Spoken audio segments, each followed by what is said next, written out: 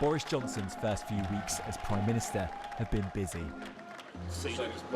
He's inspected submarines in Scotland, held a chicken in Wales, and today visited a hospital in Lincolnshire.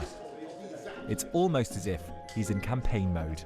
I want to stress, this is new money. This is new money. Don't forget that this is 1.8 billion of new money, 1.8 billion of new money.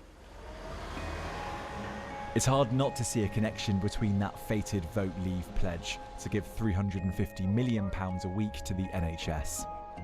A strategy masterminded by Boris Johnson's top advisor, Dominic Cummings. With a majority of just one, an election is coming, and already the battle lines are being drawn. The NHS, law and order, and of course delivering Brexit. We're going to fulfil the repeated promises of Parliament to the people and come out of the EU on October the 31st. No ifs or buts. So confident at Tory HQ in leaving the EU, they've installed a countdown clock. And today, Health Secretary Matt Hancock said he believed that Parliament could no longer stop a no deal.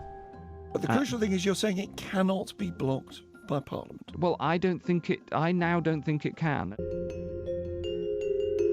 Many Tory MPs will have listened to that from their sun loungers with raised eyebrows.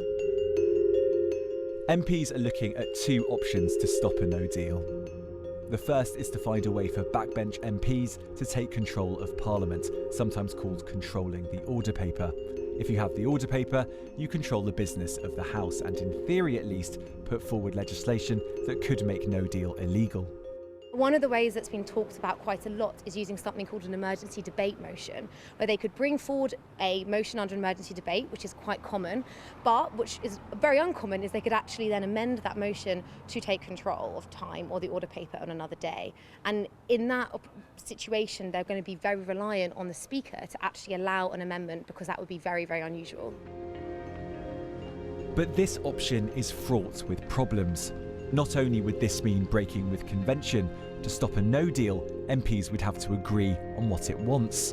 And as indicative votes proved earlier this year, that's not an easy task. The noes were 272, so the noes have it. The second option is a vote of no confidence in the government. If that was successful, Parliament would in theory have 14 days to form another government. A national government of unity perhaps, which could delay the UK's departure from the EU. That would mean Conservative MPs bringing down a Conservative government. But these are strange times in Westminster. Already two Conservative MPs, Ken Clarke and Dominic Grieve, have indicated that they'd support a no confidence vote over a no deal. And privately, other Conservative MPs have refused to rule out pressing that nuclear button. One MP told me today, why should we rule out no confidence when the government won't rule out a no deal? When you actually look at the things most likely to prevent a no-deal Brexit, the clearest option, and the option that people keep coming back to, is a vote of no confidence in the government. And I think that that is what is being talked about in September, and I think that's probably what Number 10 is most worried about. A vote of no confidence and subsequent unity government comes ready packaged with a million questions. Who would lead it? What would they do? And would the Labour Party support such a venture? Ultimately, even if MPs could stop a no deal through Parliament, an election would soon follow. And you can already hear the Boris Johnson slogans: the people betrayed by Parliament.